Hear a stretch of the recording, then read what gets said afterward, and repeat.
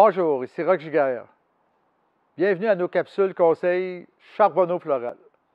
Cette année, nous allons vous présenter des capsules qui vont vous donner des techniques culturales au niveau des plantes potagères, surtout, mais aussi au niveau des plantes ornementales.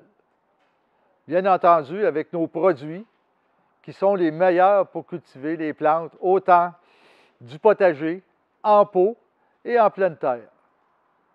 C'est Roch Giguère qui vous souhaite bon jardinage.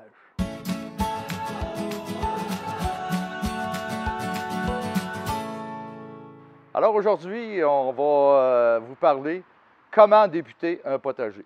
C'est-à-dire, vous savez, un matin, on se réveille et on se dit « Ah, je veux me faire un potager. » Oups! Alors, est-ce que j'ai du sol? Est-ce que j'ai du terrain?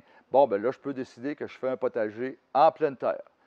Si j'ai juste un balcon, si j'ai peu de place ou si je désire avoir mon potager sur la terrasse, sur le patio, eh bien, je regarde et je peux le faire en pot.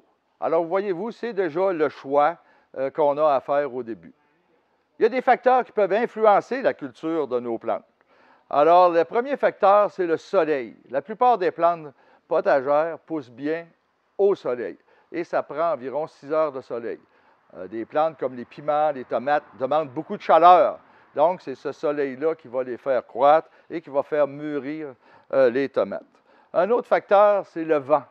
Alors, si vous avez un endroit où le vent est très fort, alors vous allez voir votre tomate, hein, il y a beaucoup d'emprise dans le feuillage. Souvent, les tomates indéterminées qui sont très hautes, alors ils vont casser, alors vous allez avoir des bris.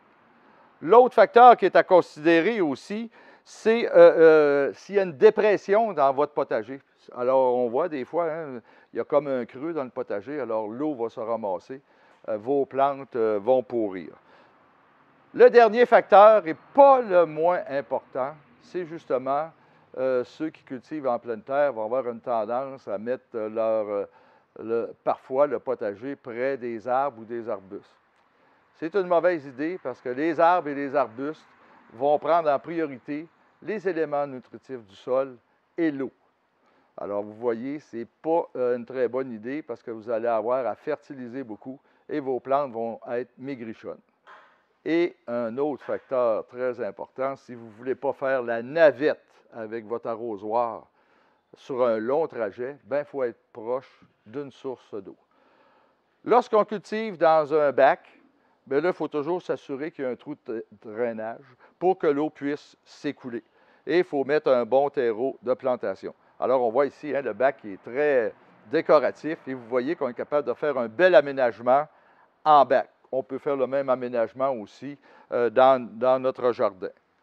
Alors, vous voyez, ce n'est pas compliqué. Il suffit de choisir un bon endroit et choisir si on veut faire un potager en pleine terre ou en contenant. C'était Roch Giguère qui vous souhaite bon jardinage.